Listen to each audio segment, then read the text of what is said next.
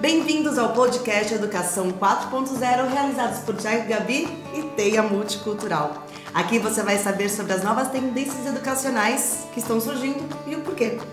No podcast de hoje o tema é: por que não uma escola tradicional?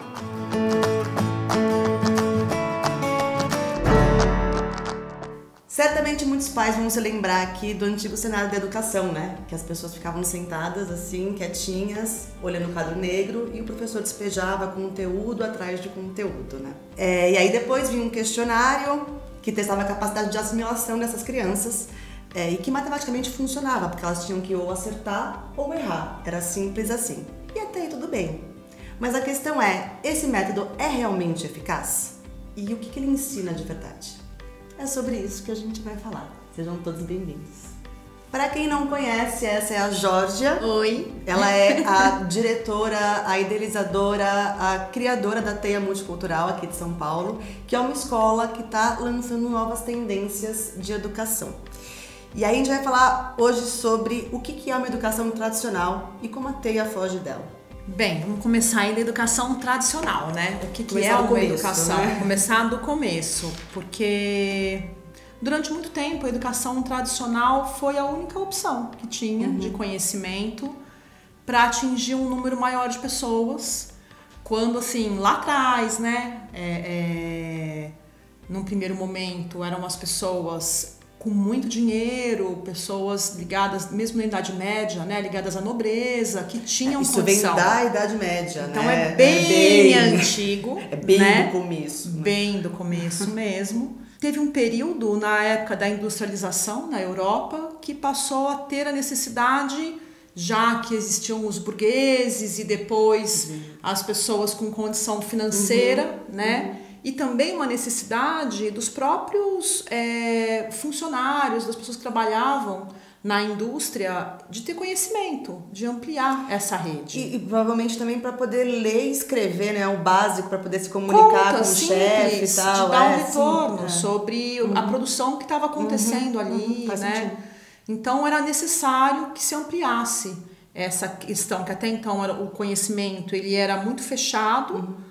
E houve então essa necessidade do mundo e a forma que isso era possível também dentro do conhecimento que as pessoas tinham das necessidades no mundo naquela época de se levar um conhecimento por um canal que era o único canal que se conhecia, que naquela época era o decorar, Claro. né? Que é o que a gente conhece ali, que é uma área do cérebro que tem uma importância, mas é de você registrar informações. E que a grande maioria consegue decorar. Então, era geral, assim, né? Uma forma geral de se ensinar. Alguns com mais facilidade, outros com menos, porque isso é uma área da inteligência cerebral, né? É uma capacidade, mas todo mundo consegue, né, fixar.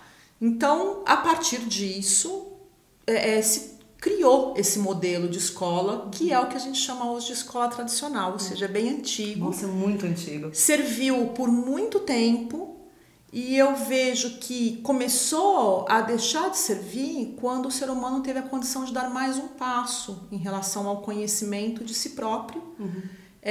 Quando veio primeiro a questão das neurociências, da percepção, que a questão do autoconhecimento saiu de uma coisa tão ligado à religião, à religiosidade, e passou para um lugar de conhecimento mesmo, das capacidades cerebrais. Então, o ser humano de hoje, o homem de hoje, é muito mais amplo, né? É reconhecido, ele é igual, mas ele é reconhecido, ele é visto com uma ampliação muito maior de possibilidades de conhecimento. A educação, então, a gente pode falar que ela é evolutiva, assim como o ser humano, né? Exatamente. Eles caminham juntos, deveriam caminhar juntos. Deveriam. Mesmo, né? E aí essa que é a questão, porque é algo que foi criado há tanto tempo atrás, né? Num lugar que também hoje tão diferente, que mudou tanto e tiveram descobertas tecnológicas,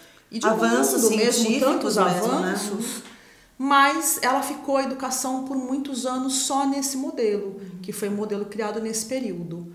E dentro disso, já há algum tempo começou a se discutir. Então, muitos segmentos, né, de pessoas querendo algo novo na educação, que percebia, porque isso é muito evidente, que isso é uma coisa ultrapassada, como poderia ser a maneira, então, de trazer uma educação para algo mais contemporâneo, dentro do que está realmente acontecendo no mundo hoje. Que aí entraria Waldorf, Montessori, ou ainda não? Ainda não chegou nesse lugar? Entraria. E aí foi o primeiro momento, né, que começaram a ter essas pesquisas. Piaget também, né? Piaget, depois a gente vem com o movimento da escola nova. Então é um movimento bem grande de perceber o ser humano de uma forma mais sensível e já mais ampla do que simplesmente aquela questão da fábrica mesmo, da linha de produção. Sim. Né? O que faz muito sentido, porque era a industrialização mesmo. Exatamente, né? faz todo então, sentido, estava tudo certo. Sentido, né? Era o que as pessoas conseguiam conceber como o mais moderno e o mais interessante naquele momento.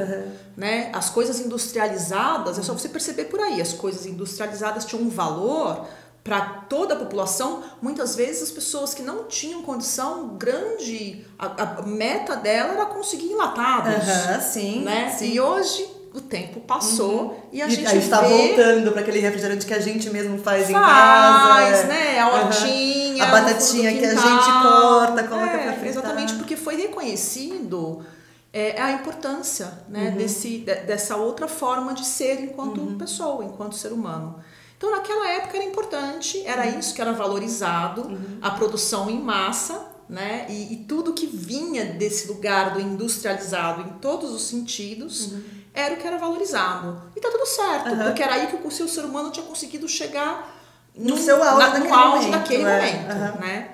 E aí começaram a ver que o negócio não era bem assim. Lacunas começaram a ficar.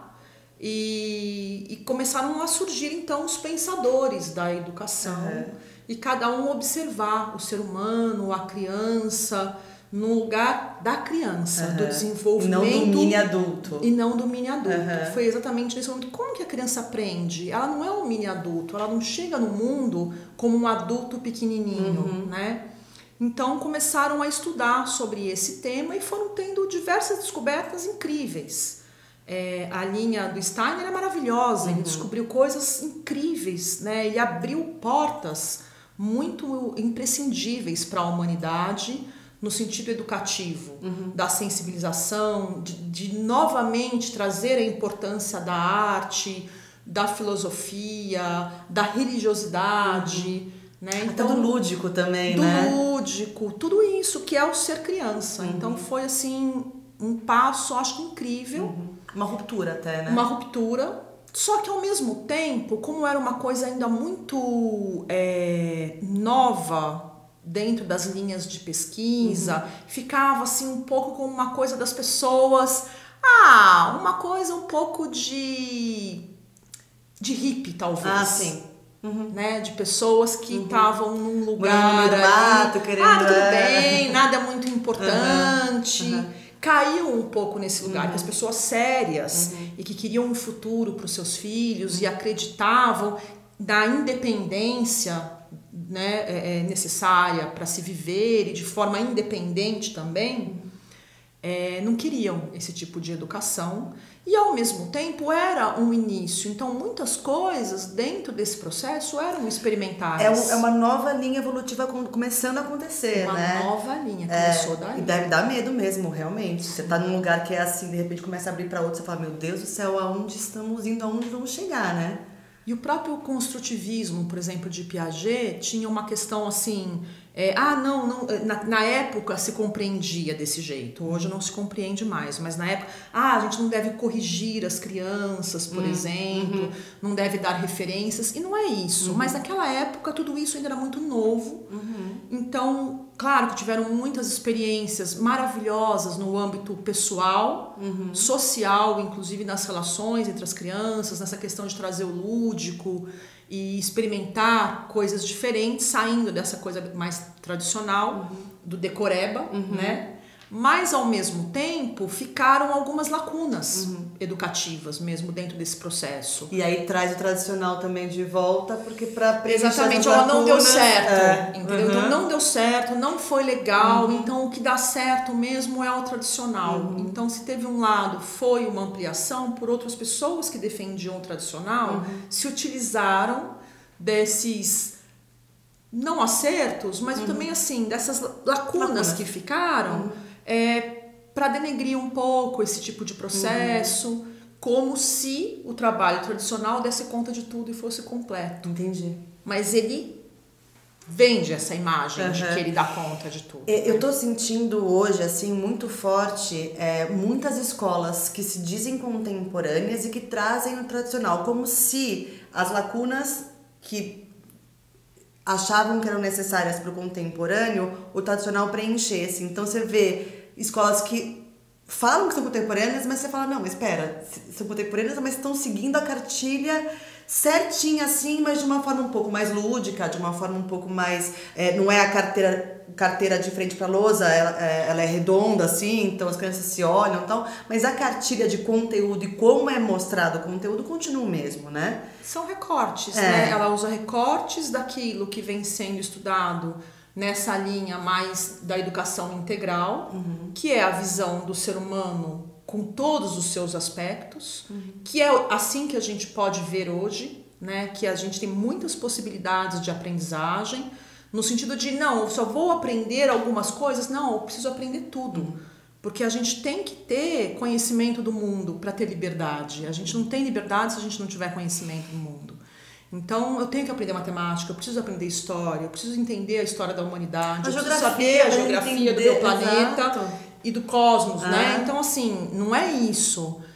O que a gente traz de diferente não é uma negação aos conteúdos, é a maneira de desenvolver esses conteúdos. Como vai ser Como ele vai ser feito. E que ele faça sentido e que, na verdade, ele não venha todo esse conteúdo pronto em forma de decorar, e sim de questionamentos e percepções dessas necessidades para que eu possa estabelecer uma forma investigativa e crítica na criança, que é o tal do aprender a aprender. Nossa, e o tal do pensamento crítico também. Exatamente, que vem com isso, exatamente. Né? Mas assim, você não cria o pensamento crítico dando receita pronta. Com receita pronta, você cria uma forma de decorar e reproduzir. E dentro da história a gente vê isso, né? As pessoas fazem o tempo inteiro um processo de ensinar as pessoas a priorizarem o decorar, o repetir, a individualidade, pensar só na questão de si mesmo, não ter um olhar para o outro, nem para o coletivo, nem para a sociedade, nem para a ecologia. Porque o autoconhecimento é você olhar para o outro também, claro, né? Principalmente é você estar inserido nessa sociedade, né? Exatamente. Agora, se você não olha para nada disso, se você traz simplesmente um lado do eu preciso ter o que eu quero só para mim, sem ver o outro, sem ver a sociedade, sem ver todo esse processo, como que lá na frente, quando eles se tornarem adultos, eu vou esperar que sejam pessoas diferentes de tantas pessoas que a gente tem visto no mundo hoje, não é? Né? Que só pensam em si mesmas, que não estão nem um pouco preocupadas não sabem se o planeta vai continuar existindo, junto. Não sabe trabalhar junto, sabe. né? Então tudo isso eu acho que é um resultado de uma escola tradicional, onde só existe a relação eu tenho que aprender e decorar para o meu desenvolvimento, porque é isso que é cobrado de mim também, e isso para mim é satisfatório, né, na escola tradicional, e é o que não é satisfatório para a gente. A gente quer um olhar para o mundo, para mim, mas também um olhar para o mundo. Quais são as reais diferenças entre a escola tradicional e a escola contemporânea? E aí, continuando nesse fluxo de pensamento, então, aonde a teia se encaixa na educação de hoje? Então, a teia é uma busca, né? Ela não sei se ela se encaixa já em algum lugar, porque também nem sei se ela quer se encaixar. Né? Eu acho que a busca é exatamente essa, porque é estabelecer essa conexão, né, entre o eu, o outro, o mundo, o passado, o presente e o futuro. Eu acho que são coisas assim que a gente tem que ir dando conta mesmo nesse processo educativo. O que eu quero dizer com isso, né? O passado, é importante o conhecimento adquirido pela humanidade. Não, a gente só consegue dar um passo além quando a gente está seguro nesse passo daqui, né? Sim, eu não posso negar o passado, o conhecimento adquirido, né? Mas, ao mesmo tempo, eu não preciso ficar presa a ele. Eu posso conhecê-lo e, ao mesmo tempo, ver o que está acontecendo no mundo hoje, ao redor, né? No planeta, na minha casa, na minha cidade, no meu país, enfim, olhar para o presente e ao mesmo tempo essa conexão com o futuro, porque para onde a gente está indo? E isso para o bem e para o mal, porque para o bem a gente está indo para lugares incríveis também. Eu acho que a gente tem como potência realizar coisas maravilhosas no planeta, pelo tanto de conhecimento que a humanidade vem conseguindo conquistar, está desenvolvendo. Por outro lado, é isso. Se eu tiver no lugar do individualidade minha, pensando só em mim mesmo o tempo todo, esse planeta daqui a um tempo não vai mais existir. A gente não vai ter onde ficar. Eu tinha um diretor que dizia que o Batman não existe sem o Coringa. Que o Batman, pra existir, ele precisa do Coringa, né? Uma coisa isso, tá sempre assim. São as duas coisas. Então, é buscar o equilíbrio, né, em tudo isso, reconhecer esse lugar, e tudo isso parte da percepção do meu eu. Porque, assim, o que eu preciso pra mim, o que eu reconheço em mim, é o que o outro precisa também. Ninguém precisa nada melhor, nem pior do que eu. Né? Se eu preciso ser amada, o outro também precisa. Eu não sou mais especial que ninguém. Não, eu também não sou pior do também que ninguém. Não sou menos que ninguém. Então, se eu consigo... E para eu viver nesse planeta, para que eu esteja me sentindo saudável e feliz e plena nesse planeta, o planeta precisa estar saudável, feliz e pleno. Então, eu, o outro e o planeta, no final das coisas, a gente precisa das mesmas coisas. E isso é um trabalho que pode partir do eu, porque para a criança o eu é um lugar que ela consegue se conectar. Como eu me sinto, né? Eu briguei com meu amiguinho, eu não gostei daquilo que o outro falou. Ainda né? a sociedade que ela vive, né? Então tem a cidade de casa mesmo, né? Eu lembro que tem uma aula na TEIA que eu achei sensacional, que foi a da linha de... a cronologia, né? De história. Da própria criança. Mesmo. Que se inicia com a própria criança. Então, eu tava na barriga da minha mãe, aí eu nasci com fotinhos e tudo mais. A história sendo contada, a referência de história começa a ser muito fácil de entender o que é história a partir disso, a partir do eu, né? Então, eu tenho a minha história, a minha família tem a sua história, a sociedade tem a sua história, o mundo tem a sua história, o universo tem a sua história, né? É isso, né? Vai só abrindo mesmo, né? Porque a nossa cabeça é assim também, né? A gente tem, enquanto criança, todas as sensibilidades, a sensação, mas a parte cerebral, ela tá ainda em desenvolvimento, em construção, para conseguir racionalizar algumas coisas, mas a gente já sente, né, no nível da percepção. Então, conforme vai ficando maior, ela vai compreendendo racionalmente essas sensações e ela tem a possibilidade, depois que ela sai do sentir, do pensar, compreender e olhar o mundo. Então, também não dá para eu sair de um lugar que não faz conexão, que eu não consigo entender esse lugar. Né? Então, a criança, a gente parte muito do eu, mas não é porque eu parto do eu, porque a gente só pensa... individualista, né? Exatamente. É para que as coisas façam sentido e que ela fique sensibilizada com o outro e com o planeta. Né? E que entenda que existe, né? Porque ela ouve também os amiguinhos contando do eu deles, né? E é muito legal você falar, nossa, é diferente do meu. E, ao mesmo tempo, eu tenho visto... quando esse trabalho porque assim, quando eu falo do eu, tem essa relação com o outro, mas tem essa relação também de reconhecer a criança, a pessoa, né, nas suas dificuldades, nas suas habilidades, nos seus dons, e isso é o que a fortalece, é o que ela veio, que ela pode dar para o mundo, né? É a conexão dela com aquilo de mais belo que ela tem. E que isso é muito amplo, de uma criança para outra, de um ser para o outro. E quando a gente vem da escola tradicional, a escola tradicional só prioriza a memória. E é uma coisa muito pequenininha isso. E ela quer deixar todo mundo igual. E as pessoas não são iguais, elas não são iguais. E aí você exclui um tanto de pessoas que não se encaixam. Maravilhosas, incríveis, mas que essa não é a maior habilidade. Tudo bem, ela até pode dar conta, mas dar conta não é ser a sua maior inteligência, não, é o seu tirar dom. 6 na prova e passar de ano, é só e isso. ser mediana, entendeu? E sofrer para ser mediana. E se sentir mediana na vida, Na né? vida. E o que eu vejo, que o resultado disso, a gente só tem 2 caminhos, que é o que a gente anda recebendo muito jovem na TEIA para o ensino médio agora, desde que a gente abriu esse segmento, por um pedido de famílias mesmo, já há algum tempo. E o que eu mais percebo é que quando não é uma criança que fez o processo da TEIA, vem estudando com a gente há algum tempo, elas chegam normalmente de 2 maneiras. Ensino médio fundamental 2 isso também acontece. Porque quando você não é reconhecido, quando você não é visto, você só tem 2 caminhos. Agressividade. Ou você implode ou você explode. Não existe um outro lugar. Quando você implode, é o que a gente vê, né, que falam: por que tem tantos adolescentes, crianças ainda, com depressão?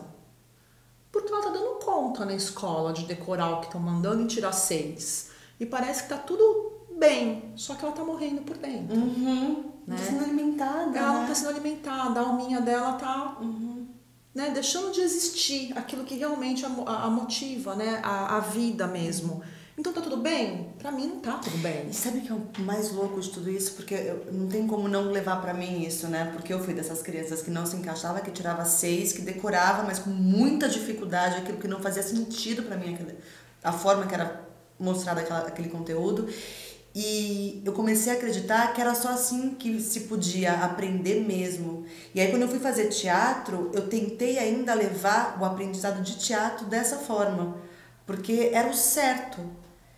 E aí eu deixei de aprender o teatro de uma forma mais ampla por causa disso, nesse começo, sabe? Eu tive que ir pra vida de atriz profissional para começar a falar: opa, não, o teatro é muito mais amplo do que isso, né? Porque eu tava muito cartesiana ainda. Na verdade, tudo é mais amplo do que isso, né? As pessoas que limitaram o conhecimento é muito mais parecido com o teatro. E é por isso que a gente traz o teatro aqui na TEIA. Não é para formar artistas, pode ser também, mas não é o foco principal.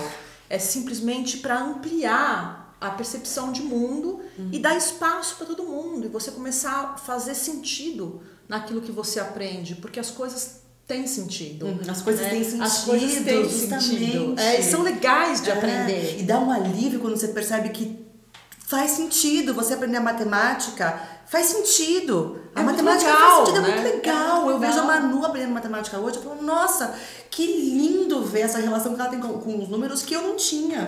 Porque faz sentido. É simples, né? E aí um outro lugar é o lugar dos hiperativos ou das pessoas que começam a ser agressivas, porque eu não quero implodir, então eu vou pra cima, né? A minha característica é mais ativa, então eu quero dar o troco para aquilo que eu tô recebendo de negativo da sociedade. Eu não sou nada, eu não tenho nada de legal, então você também não é nada, você também não tem nada de legal. Você me destrói, eu te destruo. Né? Então é um outro lado também. Mas como é que vocês lidam com isso na TEIA? Porque realmente deve ser um choque, né? É bem difícil, assim, a gente tem passado por situações de quando a gente conversa muito sobre isso nas reuniões pedagógicas, no planejamento, porque é uma questão séria e eles passam por um processo um pouco longo, os maiores, turma 7, que é o 8º, 9º ano, ou então ensino médio. Que tem todos os hormônios também, né? A flor da pele nesse momento. E um processo de adaptação muito maior do que as crianças pequenas quando chegam, porque eles demoram, assim, eles chegam, a primeira coisa que eles percebem, aqui a gente não lida no controle pelo medo. Quando eles percebem que a gente não lida, né, com eles no controle pelo medo, eles querem ver até onde eles podem ir, né? Exatamente, eles começam a querer testar tudo, assim. E de uma certa forma, mais do que testar, eles querem não só testar, mas eles querem, nesse espaço que não tem esse controle, agora colocar tudo aquilo que eles sofreram, toda a raiva que eles têm.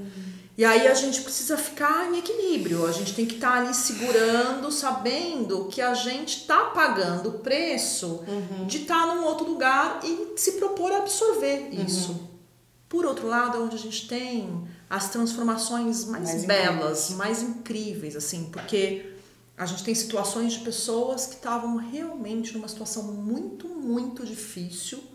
A gente tem casos assim de alunos que já tentaram suicídio, que já tentaram agressões sociais, que já foram para a rua, e dos pais nos procurarem, a gente trabalhar com isso. E aí vai chegando assim, segundo semestre, final do ano, são aqueles que estão acolhendo as crianças, que estão felizes, que não querem ir embora da escola. E assim, ensino médio, os pais falam, Jorge, o que acontece? Porque assim, eu nunca vi a minha filha no ensino médio ficar chateada porque vai chegar as férias. O que vocês fazem aqui? Né? E o que a gente faz? A gente dá espaço para eles serem eles. Eu acho que é isso que a gente faz. Né? Eu percebi no carnaval agora que teve que muita gente que se formou no passado estava no carnaval. É, coisa mais delícia, né? É muito gostoso, assim. E eles falam com prazer, eles falam com amor, com carinho da gente. Porque eu vejo que é isso. Eles sabem que aqui é um espaço deles também, sempre. Mesmo que eles não sejam mais nossos alunos.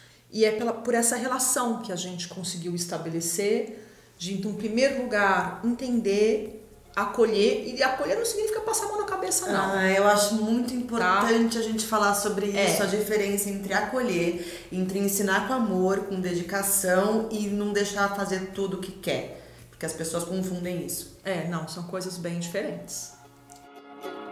Quais são os principais benefícios em estudar numa escola fora da caixa?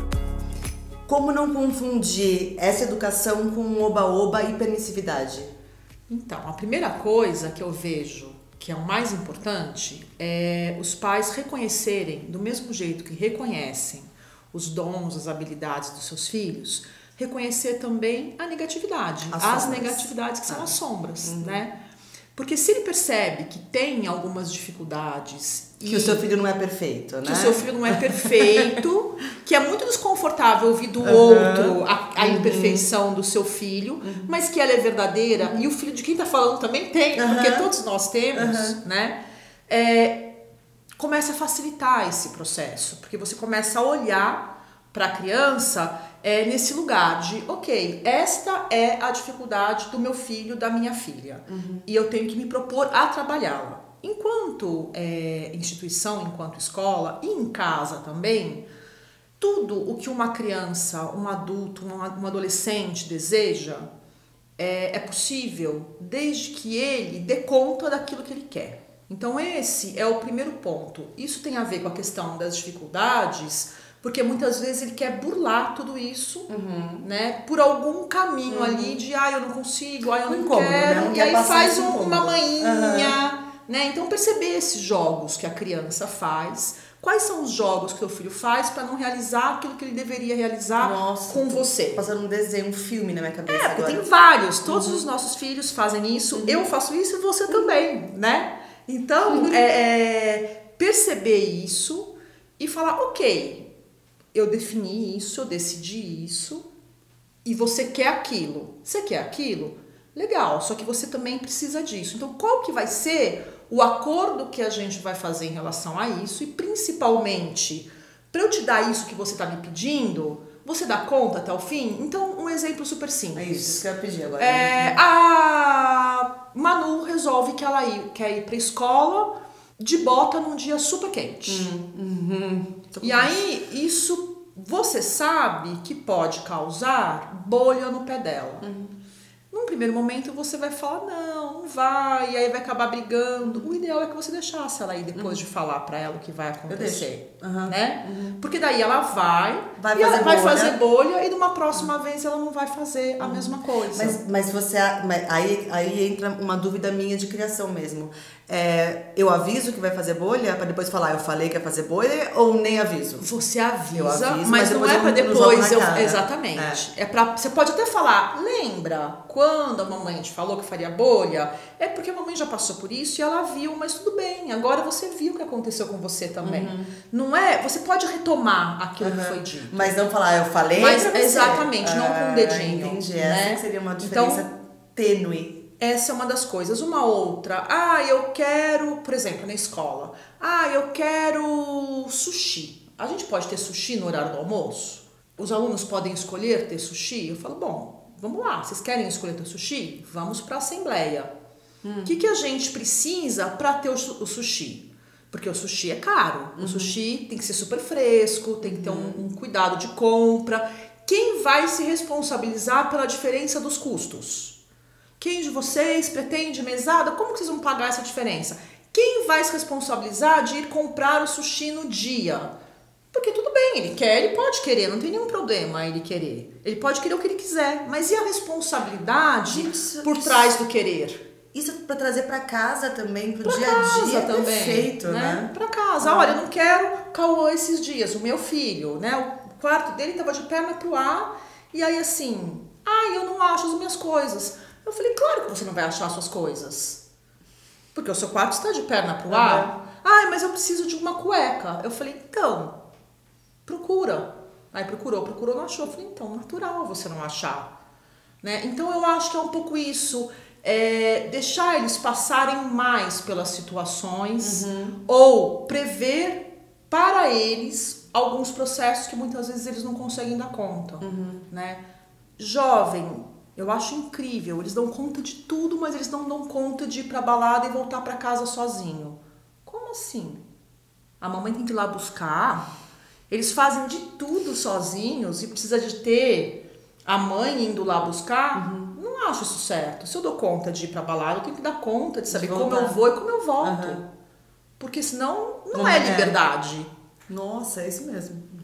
Né? Então, e vendo as medidas daquilo que são as escolhas. Até que ponto? Porque eu adoraria, por exemplo, ter um monte de coisa. E por que eu não tenho? Por que você não tem tudo o que você quer? Por quê? Porque não dá, simples assim. Tem coisa que não dá. Você só consegue ter aquilo que você dá conta, não é? Claro. De ter. As crianças também, elas só podem ter aquilo que elas dão conta. Gente, faz tanto sentido isso.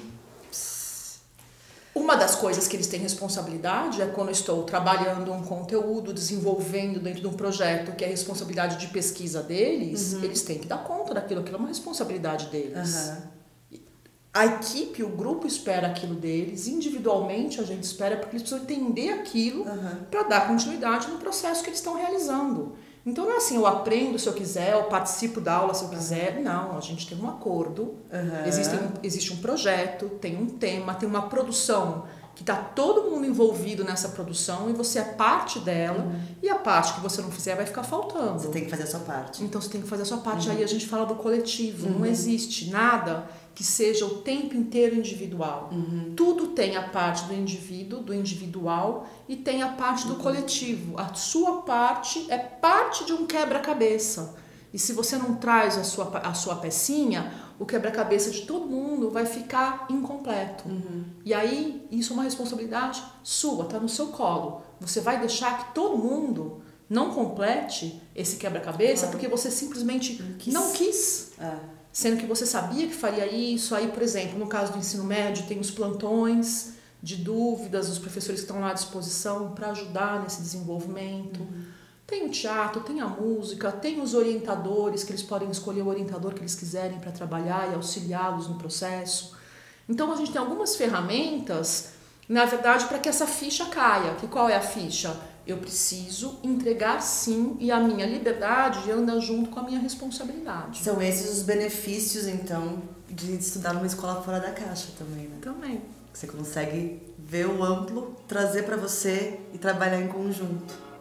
Esse foi o Educação 4.0, que você pode acompanhar pelo canal no YouTube Thiago e Gabi ou pelas plataformas de áudio pelo Brasil. E se esse podcast ajudou você, compartilhe. E se tiver no YouTube, escreve seu comentário. Até a próxima, pessoal! Esse foi mais um podcast Educação 4.0, uma produção 606 Filmes, realização Escola Teia Multicultural e canal Thiago e Gabi, direção-geral Thiago Moraes, direção de áudio Tanan Ribeiro, apresentação Gabi Sivinski, conteúdo técnico Joja Correia, produção e marketing Lucas Piacentini, artes visuais Thalita Andrade.